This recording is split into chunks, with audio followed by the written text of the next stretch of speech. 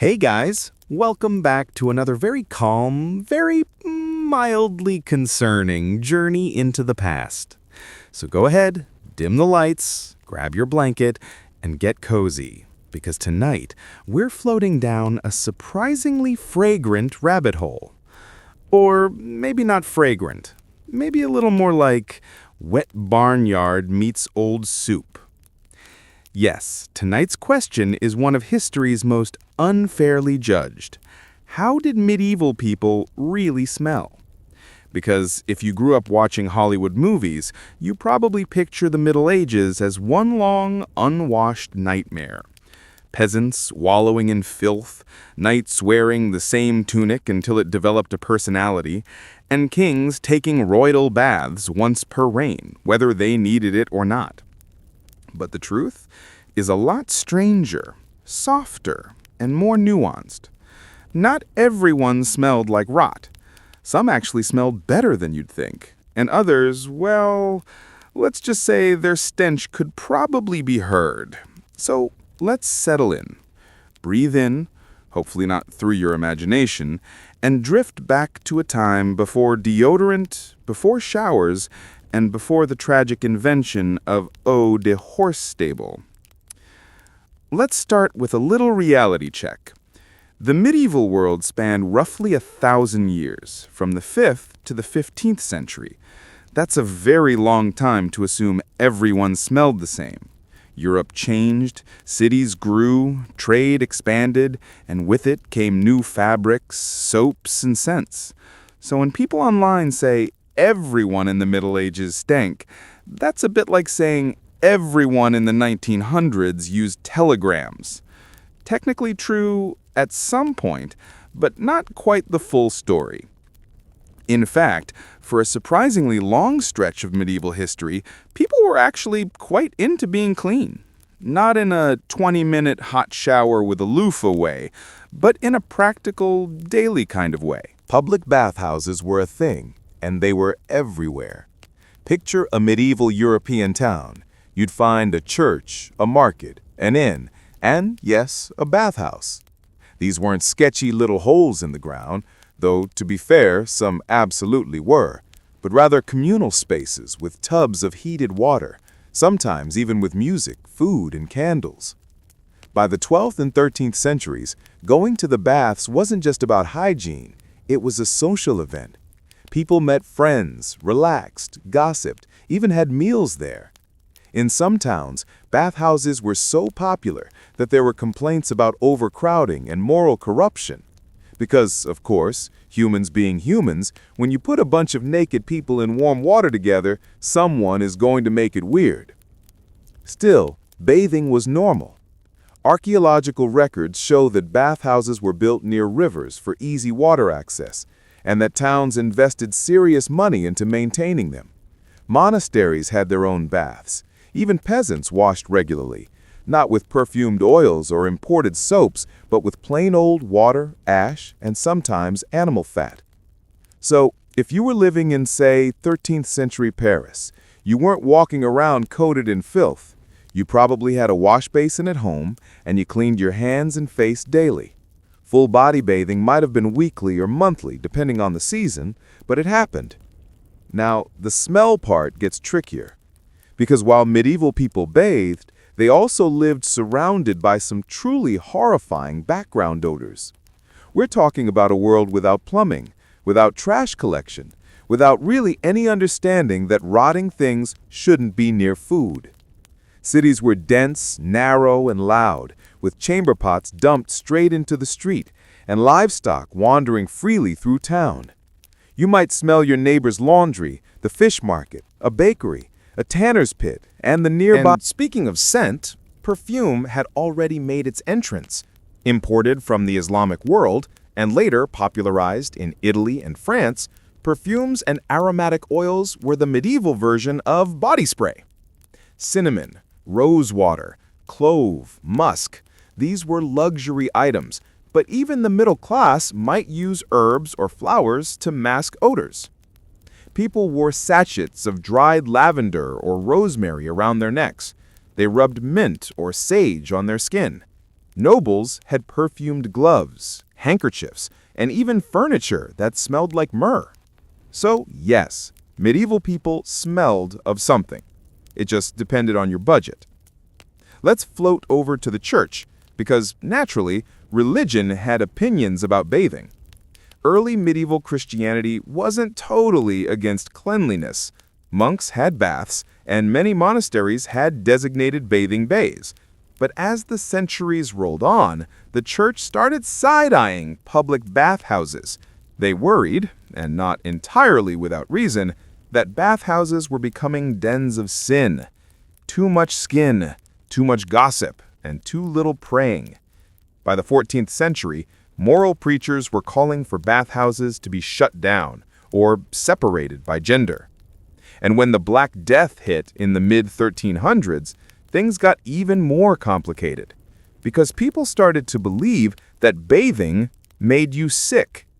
Yes, during the plague years, cleanliness was suddenly suspicious. The medical theory of the day said that disease spread through miasma, bad air that entered your pores.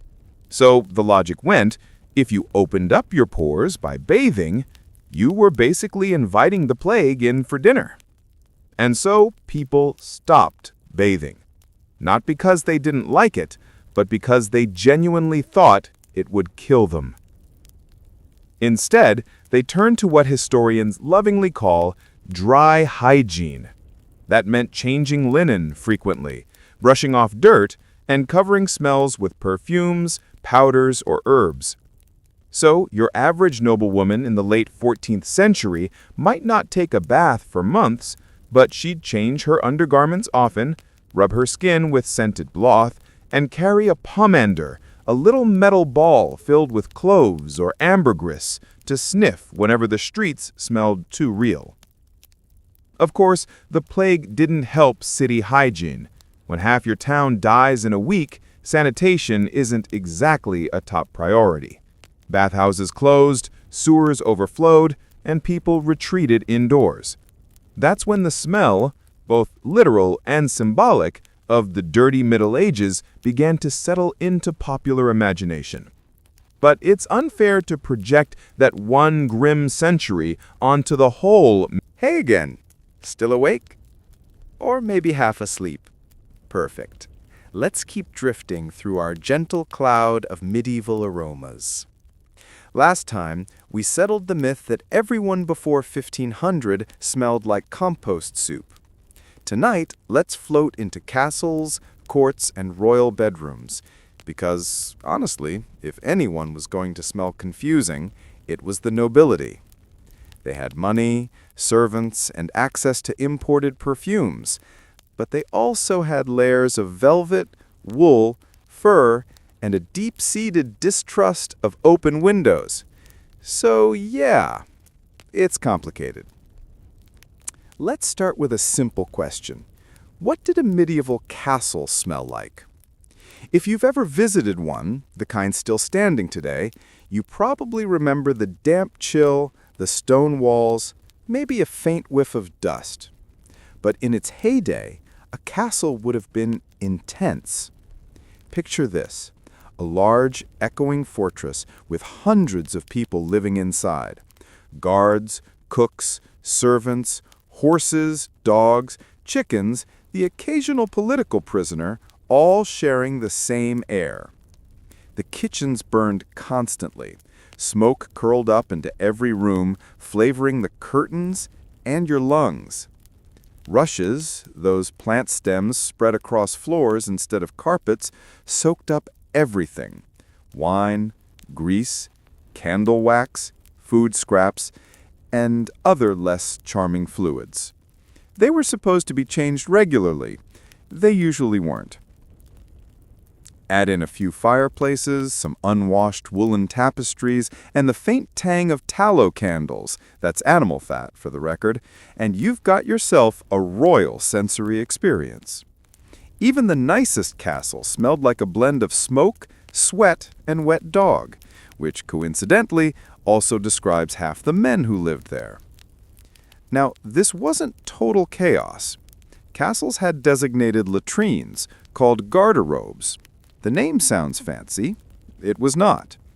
These were vertical shafts built into outer walls, where waste could fall directly into a moat or pit. Some even had chutes that emptied straight into rivers, because medieval water management was nothing if not optimistic. The smell? Predictably awful. The solution? Perfumed herbs and good manners.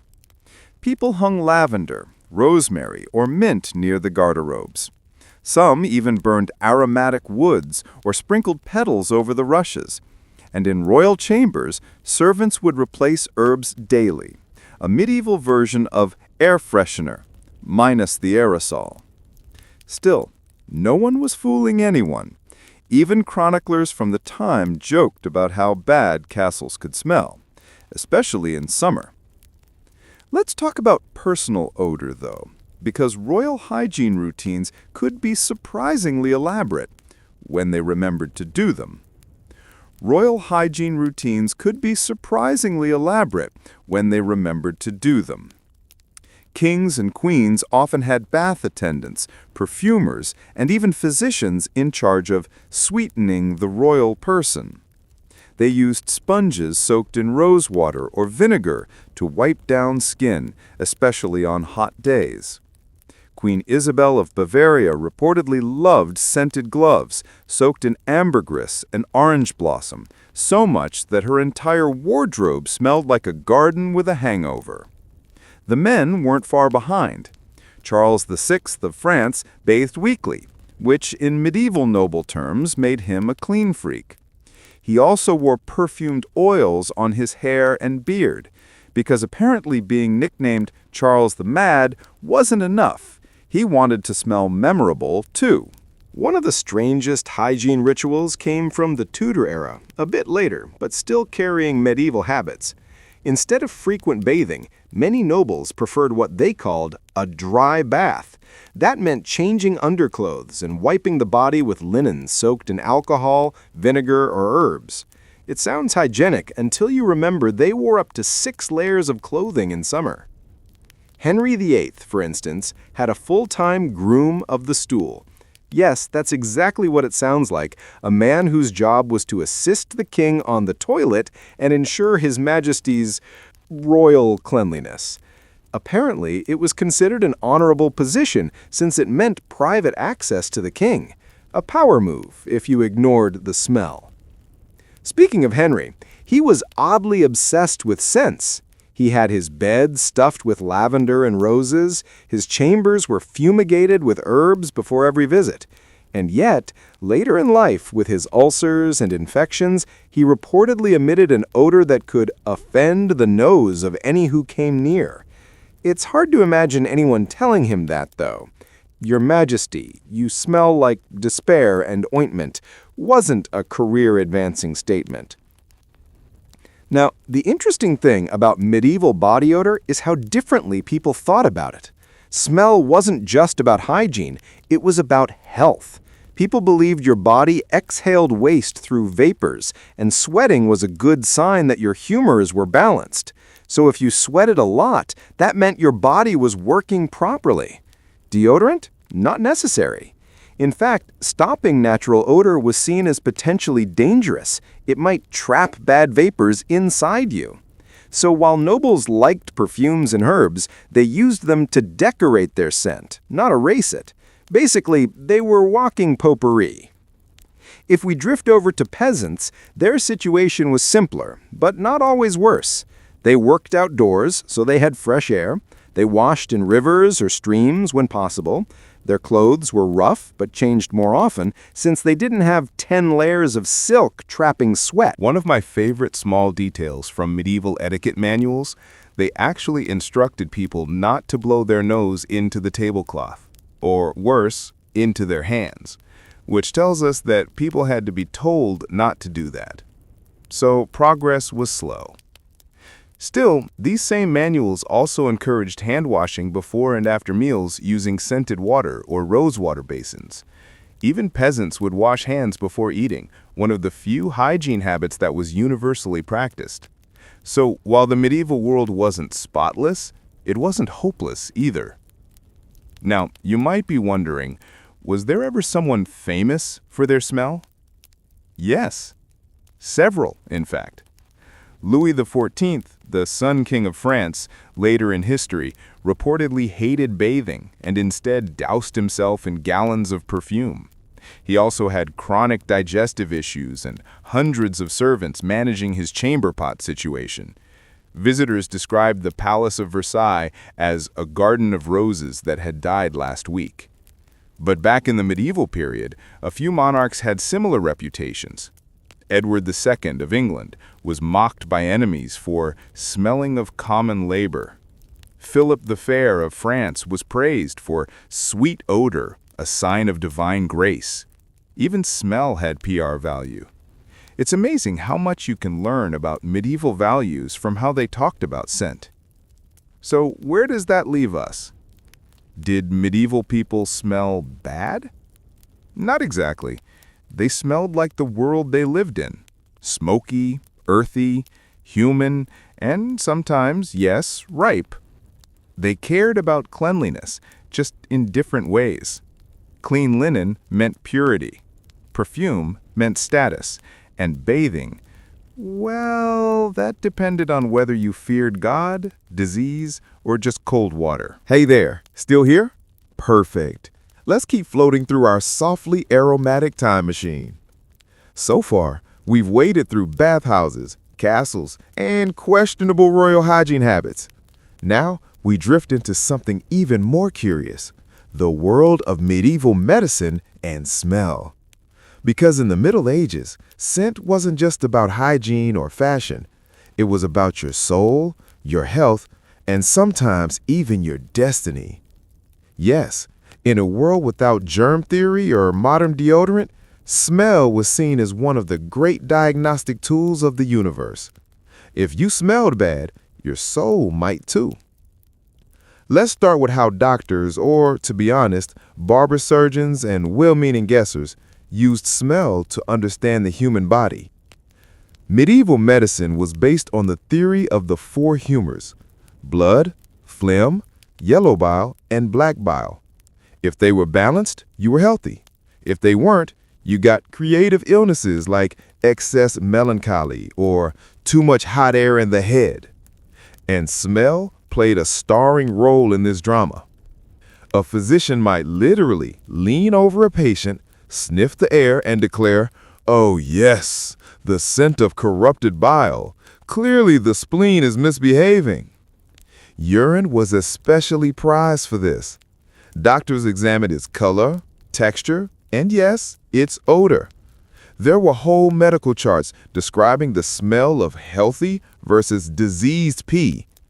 So next time you're at a checkup, just be thankful your doctor doesn't hold your sample up to candlelight and describe it as melancholy but hopeful. The link between smell and health ran deep. People believed diseases came from bad air, miasma, carrying poisonous particles from rotting matter or sick bodies. If the air smelled foul, it was foul. That's why sweet smells were considered protective. Flowers, vinegar, wine, incense, all were thought to drive away pestilence. During the Black Death, smell also played a role in ritual life. Churches were filled with incense, not just because it smelled nice, but because it symbolized prayers rising to heaven. At royal coronations or funerals, nobles were surrounded by clouds of frankincense and myrrh, turning even death into a sensory event. And since incense was expensive, it also became a subtle brag. If your chapel smelled like the Garden of Eden, everyone knew you were rich enough to import holiness by the pound.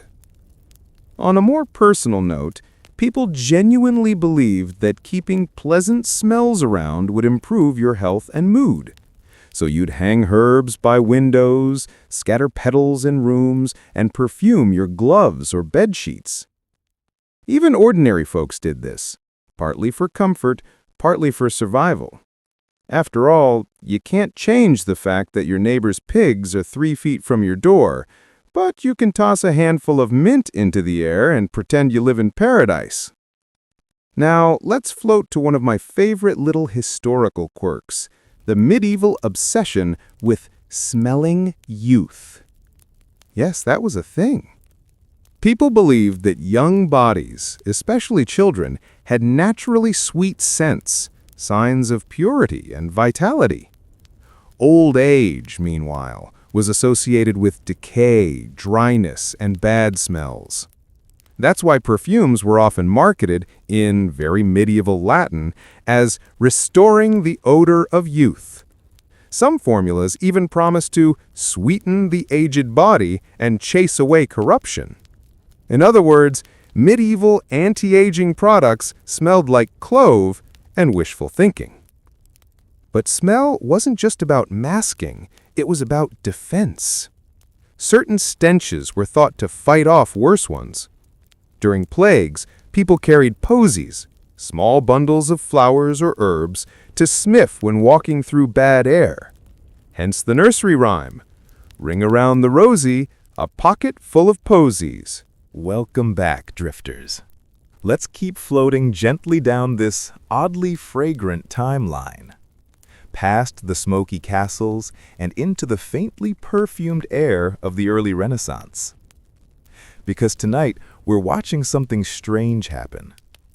The medieval world begins to wash itself, not just in water, but in ideas. For centuries, people believed that cleanliness was moral, smell was spiritual, and bathing could literally kill you. But around the 15th and 16th centuries, something shifted. Europe rediscovered the idea that maybe, just maybe, smelling nice wasn't a sign of sin, but of civilization. So let's quietly step into that moment, when clean became chic.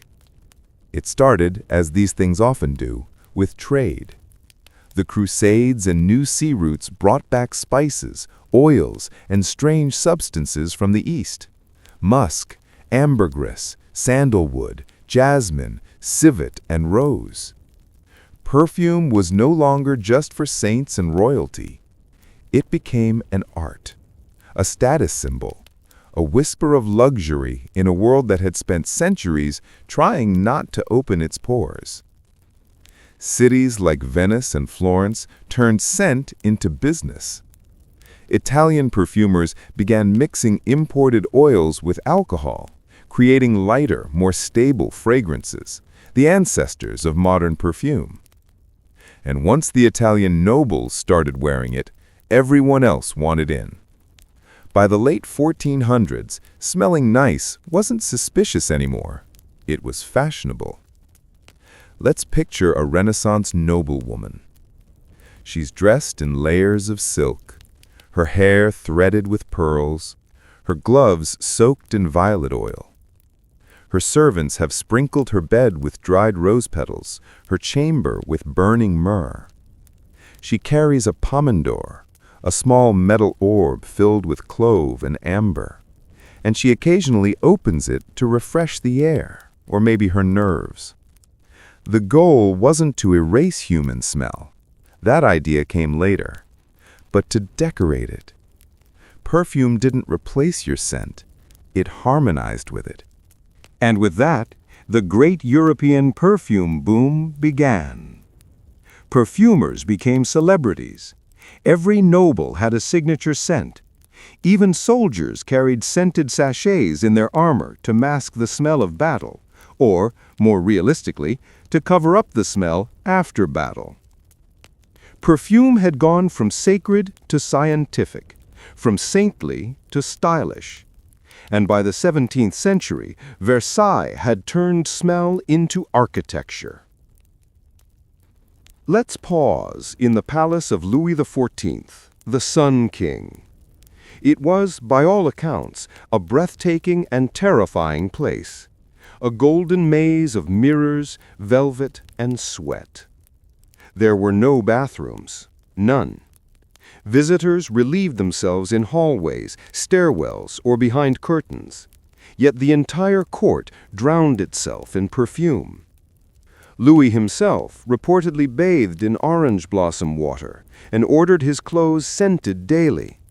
His mistress, Madame de Montespan, was said to carry small bottles of musk hidden in her corset. The result? Versailles smelled like citrus, sugar, and sewage, all at once. Cleanliness was a performance, not a fact. But beneath the perfume and powdered wigs, something was changing. People were starting to equate clean with modern. Soap became more refined, no longer rough and gray, but smooth, white, and pleasantly scented. Cities built public fountains, not for drinking, but for washing. And gradually, over the next century, the idea of daily cleanliness began to take hold. The Enlightenment helped, of course. When people started believing in science, they also started believing in plumbing. Water wasn't dangerous anymore. It was rational. Bathing became not a sin, but a civic virtue. Smelling good wasn't about holiness or status. It was about being a responsible human being. That shift from moral purity to physical purity is one of history's quieter revolutions.